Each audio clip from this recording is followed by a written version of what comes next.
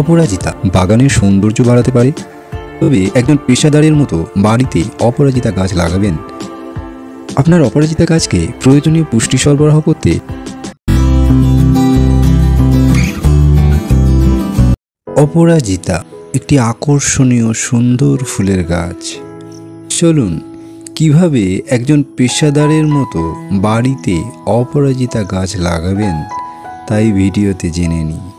এই ভিডিওতে আমরা আপনাকে আপনার নিজের বাড়ির উঠোনে বা বাড়ির ভেতরে এই অত্যাশ্চর্য গাছ বেড়ে তোলার ক্ষেত্রে বিশেষজ্ঞ টিপস এবং কৌশলগুলি আপনাকে জানাবো। সঠিক মাটি বেছে নেওয়া থেকে শুরু করে নিখুঁত পরিমাণে সূর্যালোক এবং জল সরবরাহ করা পর্যন্ত সমস্ত খুঁটিনাটি এইখানে আলোচনা করব। আপনি কি জানেন এই জনপ্রিয় অপরাজিতা গাছ, যা ক্লিটোরিয়া টার্নেটিয়া নামেও পরিচিত, আপনার বাগানের সৌন্দর্য বাড়াতে পারে এবং স্বাস্থ্য সুবিধাও প্রদান করতে পারে। আসুন আপনি কিভাবে এই গাছটিকে একজন পেশাদারের মতো বাড়াতে পারেন সেটি জেনে নিন। অপরাজিতা সাধারণত একটি সুন্দর এবং কম রক্ষণাবেক্ষণের গাছ, যা গৃহমধ্যস্থ বাগান করার জন্য উপযুক্ত।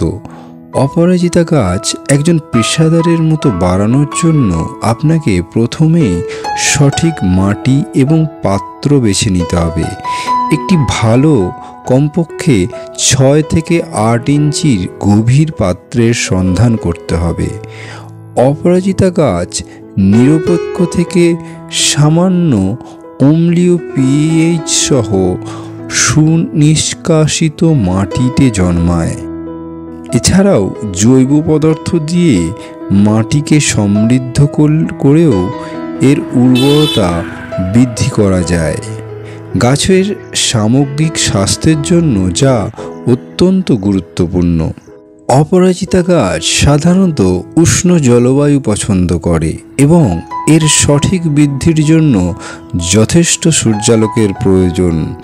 কমপক্ষে প্রতিদিন 6 থেকে 8 ঘন্টা সূর্যালোক অবশ্যই প্রদান করবেন। তবে গরম সময় বিকেলে কিছু সময়ের জন্য ছায়া প্রদান করলে বিশেষভাবে আপনার গাছ উপকৃত হবে। আপনার অপরাজিতা গাছের স্বাস্থ্য বজায় রাখার জন্য জল দেওয়া অত্যন্ত গুরুত্বপূর্ণ। ভারসাম্য বজায় রেখে নিয়মিত জল প্রদান করুন। আপনার অপরাজিতা গাছকে প্রয়োজনীয় পুষ্টি সরবরাহ করতে প্রতি 4 থেকে 6 সপ্তাহে একটি সুষম সর্ব উদ্দেশ্যে ব্যবহৃত সার ব্যবহার করতে পারেন। যদি আপনি জৈব সার পছন্দ করেন তবে সেই সারও কার্যকর হতে পারে। অপরাজিতা গাছকে নিয়মিত সঠিকভাবে ছাঁটাই করলে এর আকৃতি এবং স্বাস্থ্য পরিচালনায় সাহায্য করে। নিয়মিত ছাঁটাইয়ের মধ্যে রয়েছে কাটা ফুল এবং মৃত বা রোগাক্রান্ত ডালাপালা অপসারণ করা। যে কোনো অন্য গাছের মতোই অপরাজিতা গাছগুলি কীটপতঙ্গ এবং রোগের জন্য সংবেদনশীল হতে পারে। এফিডস, সাদামাছি এবং মূল পচনের মতো সাধারণ সমস্যাগুলির দিকে অবশ্যই নজর রাখুন। আজকের এই ভিডিওটি এই পর্যন্তই। আশা করি এই টিপস এবং কৌশলগুলির সাহায্যে আপনি অল্প সময়ের মধ্যেই একটি অত্যাশ্চর্য এবং সমৃদ্ধ অপরাজিতা গাছের বাগান গড়ে তুলতে পারবেন। ভিডিওটি দেখার জন্য ধন্যবাদ।